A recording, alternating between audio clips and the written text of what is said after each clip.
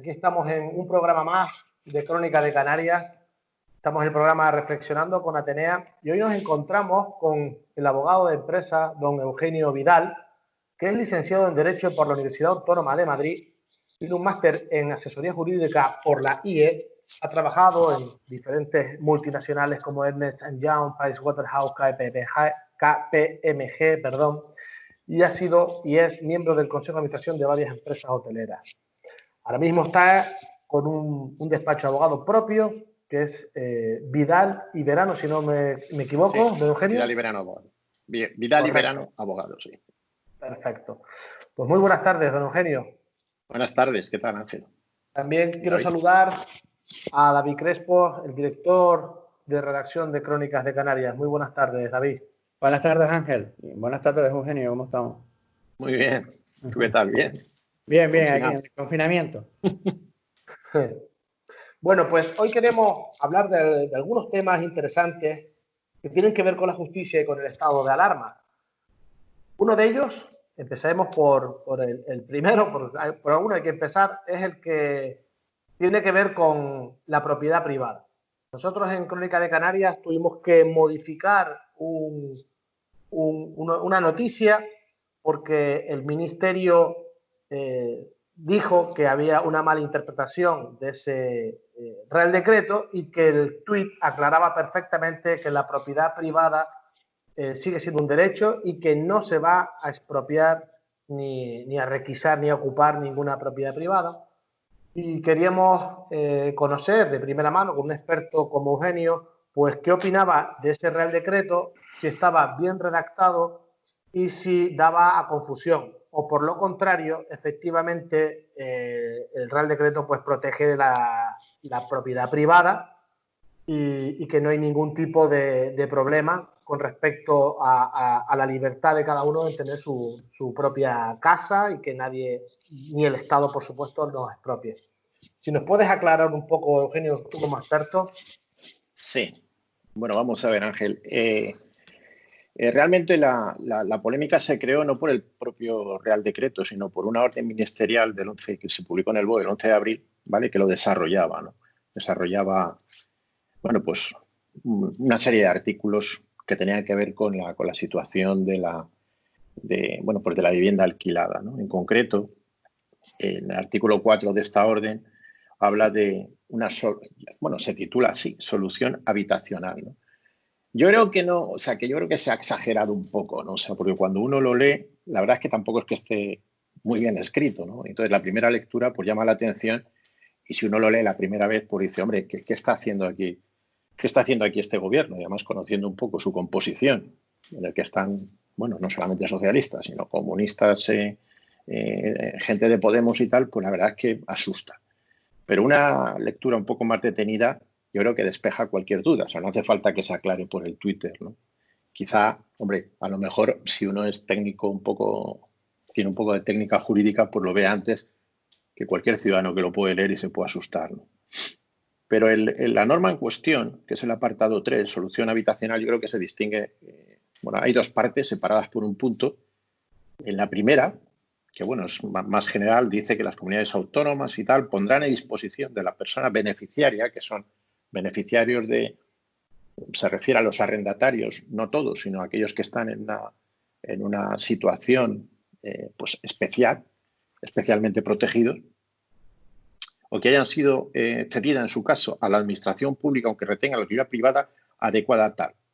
Bien, pero después viene el segundo punto, que es el que genera la polémica. Cuando no se disponga de este tipo de vivienda, o sea, la vivienda pública o de titularidad privada que haya sido cedida a la pública, dice, la ayuda, subrayo lo de la ayuda, podrá aplicarse sobre una vivienda adecuada de titularidad privada o sobre cualquier alojamiento o dotación residencial susceptible de ser ocupada por las personas beneficiarias. Claro, si uno lee un poco rápido esto, pues se asusta, porque parece que está diciendo que poco menos que va a venir la gente de Podemos y te van poco menos ya no a expropiar, sino a requisar la vivienda y dirán, oye, pues mira, para todas estas personas, que en principio era una norma que iba destinada a la protección de víctimas de violencia de género, etcétera, que la han extendido a los casos del COVID-19, pues se asusta un poco, ¿no?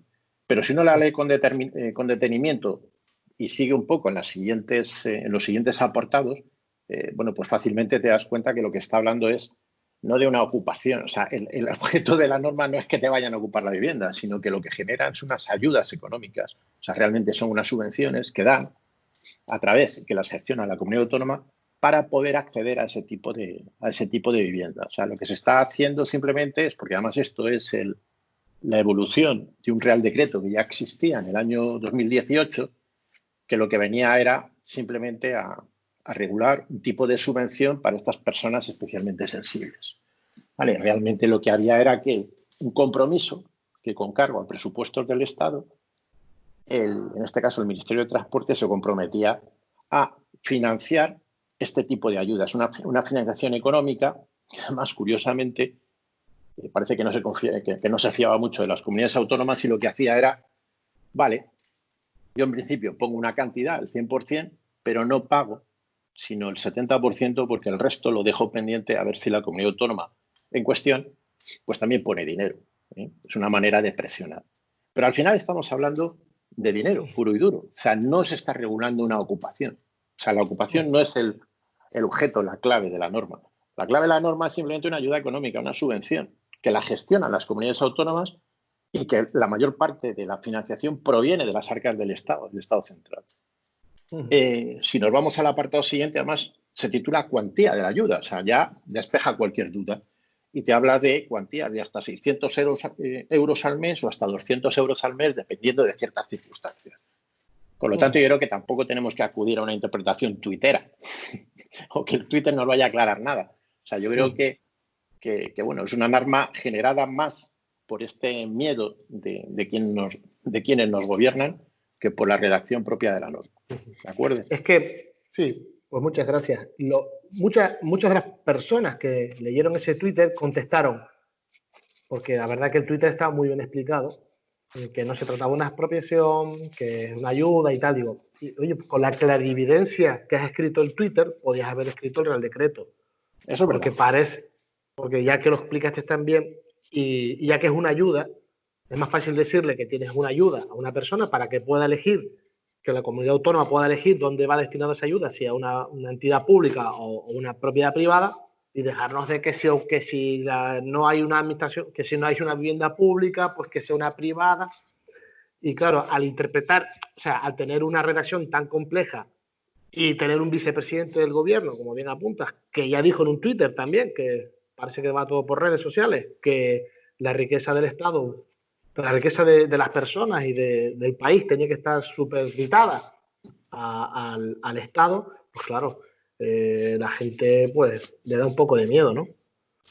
Sí, no, tiene razón. O sea, esto se podía haber redactado muchísimo mejor, pero también, bueno, yo creo que también es un poco el tema de la improvisación en la que está cayendo el gobierno y las prisas.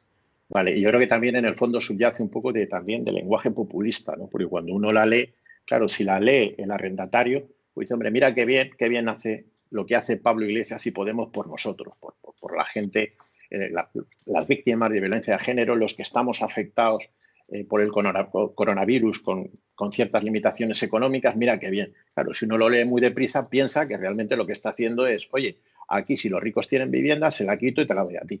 Pero eso no es lo que dice. Eso está claro. Sí. Esa es una cuestión puramente económica. Lo que sí está diciendo es que a la hora de dar esas ayudas, la aplicación de esa ayuda será preferentemente destinada al alquiler de vivienda en manos de la administración pública y solamente subsidiariamente, cuando no haya, se podrá destinar a arrendatarios de vivienda privada. Pero no. Bien, pues yo creo que aclarado, ¿no, David? Sí, perfectamente aclarado, perfectamente aclarado. Yo creo que suscita más dudas, efectivamente, las inclinaciones en un momento políticas y populistas del gobierno que luego lo que ha sido la norma en general, ¿no?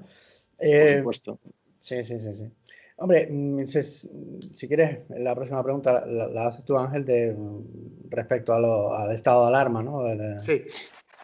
Vale, pues la siguiente pregunta, Eugenio, es si los derechos fundamentales se están respetando en el estado de alarma, porque han habido casos de denuncias a personas de policía que por tener una compra que el policía ha interpretado que no tiene alimentos esenciales, pues lo han multado, porque a lo mejor ha ido a comprar pues un pack de cervezas y unas salchichas o unas Coca-Cola, ¿no?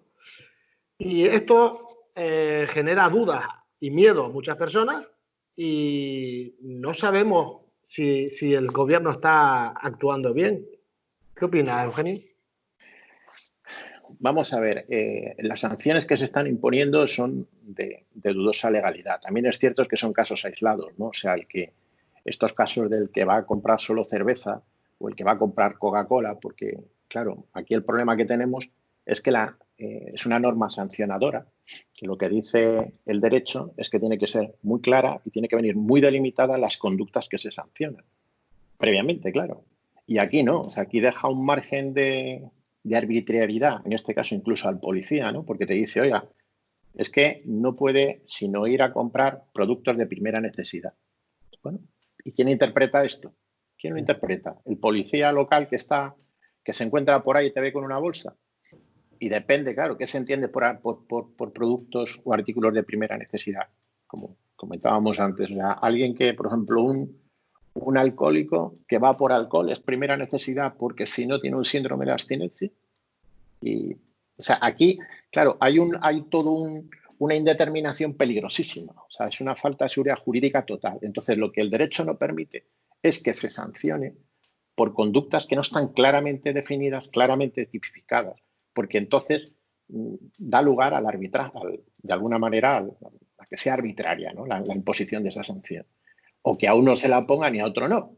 ¿Vale? Entonces, ahí es donde empiezan las dudas. De hecho, no hay que olvidar que el estado de alarma viene regulado en una ley del año 81 y esa ley establece ciertos límites. En concreto, estaba buscando ahora, dice que las medidas que se pueden acordar, dice limitar la circulación o permanencia de personas o vehículos en horas y lugares determinados, ¿no? Y aquí parece que lugares determinados o horas determinadas, ¿no? Aquí en cualquier momento, ¿no? Entonces, posiblemente haya una extralimitación legal de esta norma, que además son normas de rango inferior, que es otra de las características. O sea, el derecho sancionador tiene que estar regulado en normas no en órdenes ministeriales, son reales decretos, tenemos que ir a leyes orgánicas, ¿no? Y entonces aquí, bueno, pues yo creo que sí va a haber una cierta problemática al final de recursos sobre esas sanciones y que seguramente prosperen. Muchas de ellas, no te digo todos, ¿no? Pero muchos prosperarán. De todas maneras, yo creo que debe prevalecer el sentido común. O sea, cuando uno va a comprar, bueno, pues que utilice un poco. Eugenio, ¿consideras que a lo mejor la decantación por el estado de alarma y no por el estado de excepción, cuando se están aplicando normas o actuaciones que podrían ser más propias del estado de excepción, puede tener una explicación política? Porque a lo mejor, como pregunto, puede ser de un trámite parlamentario más laxo, o no hay interpretación política detrás de esta de esta opción del estado de alarma frente al estado de excepción. Hombre, es que el estado de excepción lo que implica claramente es una limitación o una exclusión de los derechos y libertades, ¿no? Entonces, estamos hablando de palabras mayores. Entonces, ahí sí que el gobierno podía, el gobierno o el Parlamento, con la mayoría que ya conocemos, ¿no? Podría incurrir en ciertas, críticas bastante profundas, ¿no? Sobre todo por la composición. O sea, que un gobierno que en el exterior, fuera de España, ya se está reconociendo como un gobierno social comunista, que adopte una medida de excepción, bueno, pues podría tener una lectura un poco, la gente se podría asustar también, ¿eh? Entonces yo creo que lo que ocurre es que la verdad es que se están utilizando, lo que se ha aprobado es un estado de alarma, yo creo que se ha excedido y se están utilizando mecanismos que son propios del estado de excepción. Claro, claro. Como ese, se están restringiendo la libertad de circulación así, sin más. Y eso es más del estado de excepción que del estado de alarma. Pero claro, en el estado de excepción te pueden entrar en la casa y pegarte un patadón en la puerta y hacerte registros domiciliarios. O sea, aquí podrían montar ya la Gestapo y la Stasi. O la ley por fuera, o la ley por fuera. Bueno, en este caso tendría que ser temporalmente, acotado en el tiempo, pero la gente yo creo que no se fiaría mucho del gobierno, ¿no? Si adopta una medida de ese tipo. Eugenio, crees que después de este estado de alarma va a haber un aluvión de demandas, de reclamaciones, aparte de la parte empresarial, que ahora, si quieres, profundizamos? ¿Pero demandas en qué sentido? ¿Por el tema de las sanciones Sí, porque era multado porque estaba dando una vuelta con el coche, porque ha ido a comprar, sacaba al perro Yo o creo que sacaba un gato. habrá demandas en ese sentido. Bueno, más bien son recursos, ¿no? Recursos administrativos, pero no creo que sea un aluvión. Y no va a ser un aluvión porque estamos hablando de muy pocos casos. O sea, yo creo que, primero, que la gente no se salta un poco la norma en ese sentido. O sea, no todo el mundo va a comprar solo cervezas o vodka o cualquier. O sea, y de hecho muchos van y no los pillan. ¿Sabes? O sea, que estamos hablando de poquísimos casos. Y de esos, ¿cuántos van a recurrir? Habrá muchos que dirán, bueno, pues yo pago, no quiero pagar un abogado o no quiero meterme en líos, pago y ya está. Y otro dice, mira, pues no pago porque no tengo dinero, que me vengan a buscar, ¿no? Entonces yo creo que van a ser muy contados. Habrá, pero no creo que sea un aluvión, ¿eh? Bien, y en el tema empresarial, que sabemos que tú eres un experto, se ha publicado recientemente lo que se llama el concurso de acreedores express sobre el COVID-19. Esto se entiende porque con la recesión que nos va a caer encima, porque las medidas que está tomando el gobierno pues no están favoreciendo al autónomo ni a las empresas, pues lo normal es que muchas entren en quiebra. ¿Qué opinas sobre la cantidad de concursos que van a haber y el concurso express? Bueno, concursos va a haber un montón. Concursos express, eso no es, o sea, el concurso express no se estableció por el coronavirus, sino que es una norma que viene de la famosa ley de segunda oportunidad, que salió ya hace unos años, ¿no? Que tenía unos objetivos muy claros y yo creo que eran muy válidos, pero que en la práctica, desde que se implantó, creo que fue en el año 2015 hasta ahora, prácticamente no ha funcionado. No ha funcionado porque está previsto sobre todo para autónomos o personas que no sean empresarios. Y entonces hay primero que hay un lío de juzgados, porque si eres una persona no empresario vas a un juzgado, perdona, ni siquiera vas al juzgado, vas primero a un notario, el notario no se entera muy bien del procedimiento, lo envían a un juzgado de primera instancia que no está especializado. Es un poco la experiencia que yo he visto. Y al final, muy poco ha funcionado, ¿vale? Lo que se llama el concurso express. Y además que solamente va a afectar a una parte muy pequeña de la empresa. O sea, prácticamente es a lo que han recurrido los autónomos, ¿eh? Porque lo que querían de alguna manera, no por el concurso express, sino lo que están buscando en última instancia es la exoneración de su pasivo, que está previsto, lo que se llama la ley de segunda oportunidad, y este concurso express no deja de ser un instrumento para poder acceder a esa exoneración y que de alguna manera le den la segunda oportunidad para poder crear una nueva empresa olvidándose del pasado, que era la finalidad de esa ley. Eso en cuanto al concurso express. Los concursos de acreedores normales, los que no son express, ahí sí que va a haber un aluvión, porque ahí van a estar metidas todas las empresas. Fijaros que, por ejemplo, las empresas hoteleras, los hoteles han cerrado, llevan cerrado, bueno, van a llevar meses cerrados, sin ingresos, y van a asumir una serie de gastos mínimos, pero están asumiendo una serie de gastos. Tienen que seguir pagando sus préstamos, ¿vale? Las hipotecas del hotel se siguen pagando, tienen que mantener personal de seguridad, o sea, tienen una serie de gastos sin que tengan nada de ingresos. ¿Qué va a pasar? Que cuando se levante el estado de alarma, nos vamos a encontrar con una situación de hoteles abiertos, y hablo de los hoteles porque es un poco la industria puntera o el sector puntero que tenemos en las islas, ¿no? Pues nos vamos a encontrar con una situación donde vamos a seguir con una serie de gastos. Se va a aumentar porque se van a acabar los ERTES van a terminar los ERTES por causas de fuerza mayor. Se reincorporan los trabajadores. ¿Y qué hacen los trabajadores? En un hotel que no tiene clientes. Eso no está previsto. Nadie lo ha previsto, ni el gobierno ni fuera del gobierno. Entonces va a ser una situación un poco kafkiana. Entonces, ¿qué va a pasar?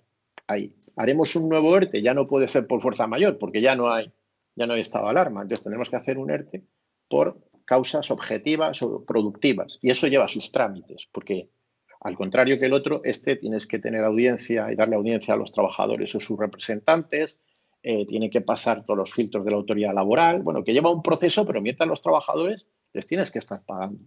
Entonces, ¿qué pasará? Pues una de dos, o sea, o vas directo a un concurso de acreedores y algunas empresas pues dirán, pues mira, pues no pago y me voy de España, ¿no?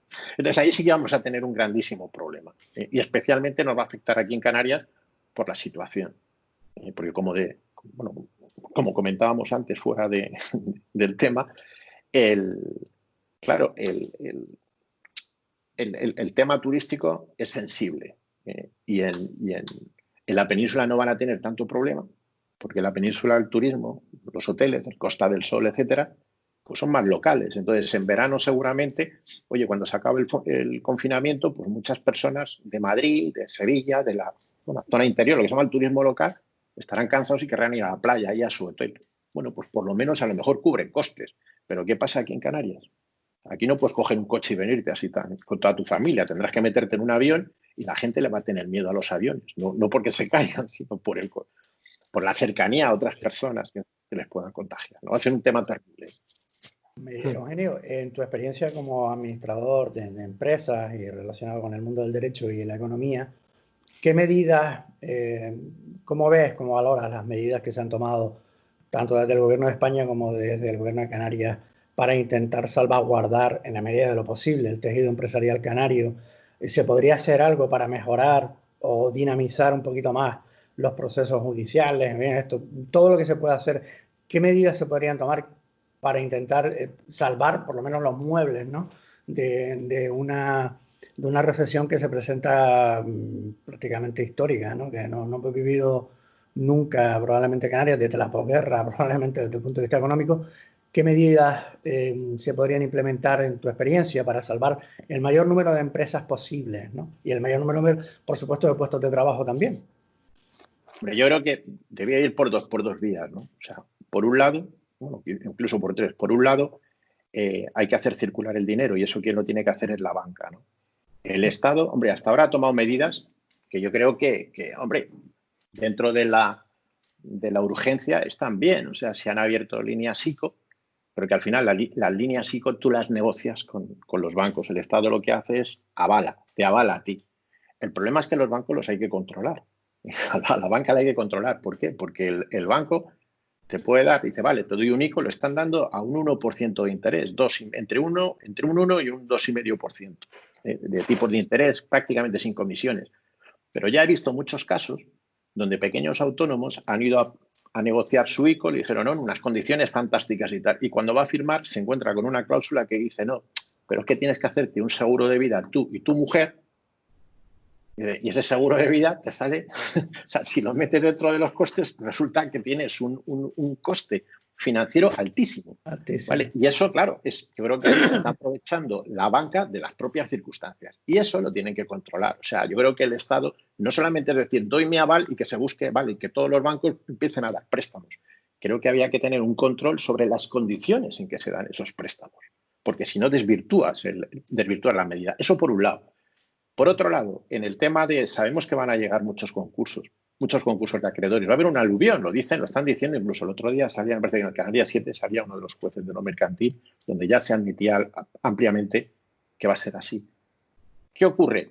Que tenemos una ley concursal en España donde al final los concursos, y de hecho no han funcionado muy bien, porque a la mayoría, creo que es el 95%, acaban en liquidación. Los concursos pueden acabar en un convenio que puede seguir la empresa o en una liquidación que la matas, ¿no? El 95% han ido a liquidación, lo cual son unos datos bastante tristes. Pero es que parte del problema lo ha causado la propia administración pública, porque las administraciones públicas son los únicos que no pierden en un concurso, ¿vale? Son los que menos pierden. Al final, quien paga el pato son los propios empresarios, o sea, los proveedores del que ha entrado en concurso y los trabajadores. Porque Hacienda no quiere saber nada del concurso, no apoya ningún convenio. Y la seguridad social tampoco. No solamente es que no la apoyen, es que no van. O sea, la Junta de Acreedores no aparecen. Ellos tienen su crédito privilegiado y la cosa con ellos no va, ¿vale? Y ellos, cuando tú intentas negociar con ellos, oye, mira, podríamos hacer una quita, hay un plan de viabilidad. Ese no es mi problema, es problema del empresario. La empresa se va a pique y dices tú, no. El problema es de todos los españoles que con nuestros impuestos, ¿vale?, te están soportando toda la seguridad social. Estamos soportando toda la seguridad social. Y la seguridad social y Hacienda no da la talla. No da la talla y al final resulta que se encuentra con una situación en la que por no apoyar la salida de una empresa, pues resulta que los trabajadores se van a la calle, tienen que ser subvencionados con el paro y al final es peor el remedio que la enfermedad, ¿no? Entonces yo creo que ahí es un punto donde habría que actuar. O sea, lo que pasa es que es difícil porque habría que modificar la ley concursal. Bueno, no es tan difícil porque ahora antes del coronavirus estaban precisamente trabajando en el Congreso por una bueno, una nueva ley concursal. Se podría aprovechar, porque además eso no lo digo yo, la propia Unión Europea ha criticado a España precisamente porque la ley concursal que tiene España privilegia demasiado, da demasiados privilegios a las administraciones. Y un país, cuando las empresas entran en una situación concursal, no es un problema solamente de los empresarios, es un problema de todos. Y las administraciones públicas tienen que dar la talla y hasta ahora no lo han dado. Ese tipo de medidas, igual que el tema de los bancos, yo creo que ahí se tendría que incidir. Pero bueno, ya veremos lo que hace el gobierno este. No, entonces la receta es seguridad jurídica, seguridad subjurídica y más seguridad jurídica. Eso desde el punto de vista jurídico, desde el punto de vista, efectivamente, porque eso no solamente por la situación en la que vivimos, es que eso ya es un mal endémico en este país. O sea, yo me acuerdo de cuando estaban alguna de estas multinacionales que venían inversores desde el extranjero y querían hacer una gran inversión en un hotel, incluso en alguna industria. Yo me acuerdo de unos que estaban pensando montar algo de la industria farmacéutica en Canarias. Y claro, esta gente viene, está acostumbrada a los números, a hacer proyecciones, y decían, bueno, queremos hacer una proyección a 10 años para ver cómo se amortiza la inversión. Entonces te decían, bueno, la situación tributaria en Canarias, ¿cómo es? No, pues aquí tenemos unos incentivos, tenemos la RIC, tenemos no sé qué. Ah, entonces, mira, pero cuidado, pero esto es así, dice, por ahora. ¿Cómo que por ahora? No, porque, bueno, aquí cada año interpretan una cosa, la ley dice que este libro es blanco, pero después llega la interpretación de la Dirección General de Tributos y dice, bueno, no, realmente no es blanco, se puede ver, porque si te pones una gafa lo puedes ver rojo. Entonces, claro, yo no respondo de este tipo de interpretaciones. Entonces decía, ¿pero qué pasa? ¿Que entonces yo no sé los impuestos que voy a pagar de aquí a 10 años? Y yo, sinceramente, no, ni yo tampoco lo sé. Aquí habrá que esperar a ver quién gobierna, cómo gobierna, cuál es la situación económica y qué impuestos nos quitan o nos ponen. Entonces hay una absoluta indeterminación, una falta total de inseguridad jurídica a nivel tributario, a nivel de normas de seguridad social, igual, de normas laborales. Bueno, tenéis el ejemplo de la reforma laboral que hizo el gobierno de Rajoy. Lo primero que anunciaron los socialistas es que se la iban a cargar, o sea, simplemente a derogar. ¿Vale? En Inglaterra, en el sistema jurídico inglés, eso es impensable. O sea, allí el Parlamento es una institución con tal tradición, que el cargarse una ley porque cambie el color de quién está en el Parlamento es impensable. O sea, allí, si tú haces una ley, tiene que ser una ley consensuada para que dure años.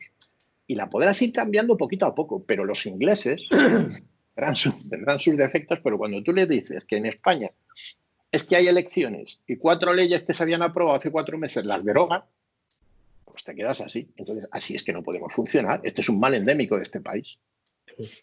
Pues por aportar un poco sobre lo que decía David, aparte de la inseguridad jurídica y que efectivamente el gobierno está avalando préstamos ICO, yo creo que el gobierno podía haber hecho algo más, como han hecho otros países, porque muchos empresarios están pidiendo préstamos para pagar la seguridad social y para pagar impuestos como el recibo de autónomo. O sea, la solución que nos ha dado el gobierno a los empresarios es usted se endeuda para pagar Hacienda. Y claro, es que eso es muy peligroso. Estás endeudándote tus obligaciones fiscales. Y eso es algo que los empresarios pues no le han perdonado, ¿no? Ni los autónomos, por supuesto que es el eslabón más débil, ¿no? Sí, otros países como Francia... Sí, perdón, Eugenio, dime. No, que te iba a decir, es que esto es típico de los sistemas de los gobiernos de izquierdas. O sea, lo que tienen es un afán por decir, o sea, aquí tiene que ser a la gente con pocos recursos darle dinero. O sea, es como no les enseñan a pescar, les dan el dinero para que compren pescado hasta que se acabe el dinero. Entonces, enséñale a pescar, o sea, invierte en formación, invierte en otras cosas, pero aquí, tipo chavismo, pues soltamos dinero para que nos voten. Y cuando se acabe el dinero, pues ya veremos. Ese es el problema. ¿Entiendes? Y entonces, ¿qué ocurre? Que al final date cuenta que en España el tejido empresarial mayoritariamente está formado por pymes y por autónomos. Y pymes y autónomos son los que están sufriendo más esta crisis. ¿Y qué ayudas tienen? Como tú decías, ¿le han diferido el pago de la cuota de seguridad social? Estamos a la espera. Los impuestos. Bueno, hoy ha salido un Real Decreto en el que dicen, bueno, que te los aplazan unos días, ¿no? Si te vencen entre el 15 de abril y el 30 de mayo, me parece que es. Bien, pero se refieren más bien al impuesto de sociedades. Es que es el problema de siempre. O sea, Aquí lo que tienes que incentivar es a crear un tejido empresarial. Lo que tienes que promover es que la gente encuentre trabajo, es que la gente trabaje. Y lo que no puedes hacer es simplemente curar las heridas poniendo dinero encima, que es lo que está haciendo el chavismo, es lo que está haciendo el gobierno que tenemos. O sea, es típico de Pablo Iglesias, de toda la doctrina de Podemos. Bueno, aquí le doy a la impresora, saco dinero y se lo doy a los pobres y que me voten. Pero es que tú así no solucionas el problema de un país. Entonces, si estamos hablando de un tema económico, lo que tienes que hacer es, oye, no es cuestionar, pues que no me echen de la empresa. Bueno, pero ¿tú te crees que son las empresas? ¿Un pozo sin fondo de dinero? Pues eso no puede funcionar así. Entonces, eso es, vamos, eso es la gran crítica que yo le hago oye, que tienes que apoyar mucho más a las empresas. Muy bien. Pues David, si quieres comentar una reflexión final. Bueno, a modo de reflexión final me ha gustado mucho la referencia que ha hecho Eugenio a la política británica. Y yo creo que es algo que en España lo echamos de menos, ¿no? Los grandes pactos de Estado, que llevamos ya muchas legislaturas sin ningún pacto de Estado. No hemos logrado pactos de Estado prácticamente. En educación, no sé cuántas leyes educativas llevamos, 6, no sé, la LOCSE, la LOMSE, después cada uno que viene la cambia. Entonces, claro, no se puede hacer una planificación, no se puede hacer una política a largo plazo, no se puede establecer las líneas sustanciales para un país para que pueda progresar. Y porque, claro, viene uno y te lo cambia todo, viene el otro, tal. No son capaces de ponerse de acuerdo para fijar unos horizontes un poquito razonables, ¿no? Y esto, pues lo pagamos después cuando vienen este tipo de situaciones que siempre nos cogen. España siempre va por detrás, me parece mentira, pero siempre, ahora las previsiones del Fondo Monetario Internacional, el peor país que sale en estos momentos, que va a tener un mayor impacto va a ser España. En la pandemia, pues 3/4 de lo mismo, tenemos el mayor número de muertos por millón de habitantes y siempre vamos por detrás, perdón, de los acontecimientos, ¿no? Y es un mal endémico de nuestra democracia, quizá porque es una democracia joven. No tenemos la tradición parlamentaria británica, evidentemente, aunque la tuvimos en el siglo XIX, ¿no? Pero era otra cosa, ¿no? Pero no hemos tenido esa tradición. Somos una democracia muy joven y además yo creo que la sociedad española se ha dormido completamente en las pajas, no hemos cuidado nuestros representantes públicos, no hemos cuidado, en fin, la importancia que tiene el elegir bien cuando tenemos que elegir a las personas que van a definir de manera indefectible pues nuestro futuro, nuestra vida y la de nuestros familiares y nuestros hijos, ¿no? Y luego se paga, evidentemente, sobre todo en situaciones así. Pues muy bien. Esperemos que no llegue la sangre al río a nivel económico, porque a nivel de personas, pues lamentablemente, pues como bien dice David, somos la cabeza del mundo en cantidad de muertos. Y bueno, esperemos que inyecten dinero. No sabemos qué va a pasar con Europa, si nos va a meter dinero. Si sabes algo, Eugenio, sobre Europa, estaría bien decirlo ahora, porque muchos empresarios como nosotros... Habla ahora o calla para siempre. Habla ahora o calla para siempre. Porque Europa, si Europa no nos rescata, no sé qué va a pasar, pero lo veo complicado, la verdad. Pero el problema de Europa ya sabéis cuál es, ¿no? O sea, ahora mismo hay una división norte-sur, ¿vale? Donde parece que los problemas del coronavirus hasta ahora solamente afectaban a los del sur y los del norte decían, bueno, pues ese no es mi problema, estoy harto de los italianos y los españoles que siempre tenemos que poner dinero. Entonces, claro, al final yo creo que Europa ahora mismo corre peligro, ¿eh? O sea, corre peligro porque aquí se puede montar una. Puede fracturar. Pero, hombre, ha habilitado el MEDE con 700 y pico mil millones, que por eso parece que va a ser de entrada un plan de choque que se va a establecer. Pero lo de los coronabonus, estos que estaban hablando, pues parece que de momento a Alemania no, y a Holanda tampoco le convence. Vamos a ver en qué queda todo esto, pero Europa lo va... Para otro programa podemos hablar de Europa y de oportunidades dentro de la crisis, que bueno, que habrán. Es que eso es lo que quería comentar yo, que vamos a ver, que hay que ser también optimistas, ¿eh? O sea, que las crisis generan un montón de oportunidades tremendas, ¿no? Entonces, lo que está claro es que todo lo que conocíamos va a cambiar y la forma de trabajar, como no se encuentra la vacuna pronto, Ya a nivel turismo, por ejemplo, en Canarias, ya sabemos lo que va a pasar y bueno, hay que reinventarse, ¿no? Como digo yo. Es que cuando uno lo pasa mal, agudiza el ingenio, ¿eh? Y somos mucho más creativos. Hombre, Fijaros la palabra crisis etimológicamente significa en griego cambio. Es decir, claro, entonces hay que adaptarse. Puede ser, tenemos que buscar esas oportunidades que están ahí. Lo que pasa es que hay que buscarlas y hay que verlas, ¿no? Sí, y hay que tenerlas. Yo en ese sentido soy optimista. Y normalmente hay que tenerlas preparadas y planificadas, porque cuando te pillas pues lo único que puedes hacer es meterte debajo del burladero a ver si puedes esconderte. Pero en fin, pero eso es otro cantar. Está claro que vamos a tener que ser nosotros, el colectivo ciudadano y empresarios, los que nos saquemos las castañas del fuego, porque si esperamos por el gobierno lo vamos a tener más complicado. Pero así ha sido siempre, ¿eh? Así ha sido siempre. Bueno, pues con esta sonrisa nos despedimos, señores. Muchas gracias, Eugenio. Muchas gracias, David. A vosotros. Hasta el próximo programa. Gracias. Venga, hasta luego.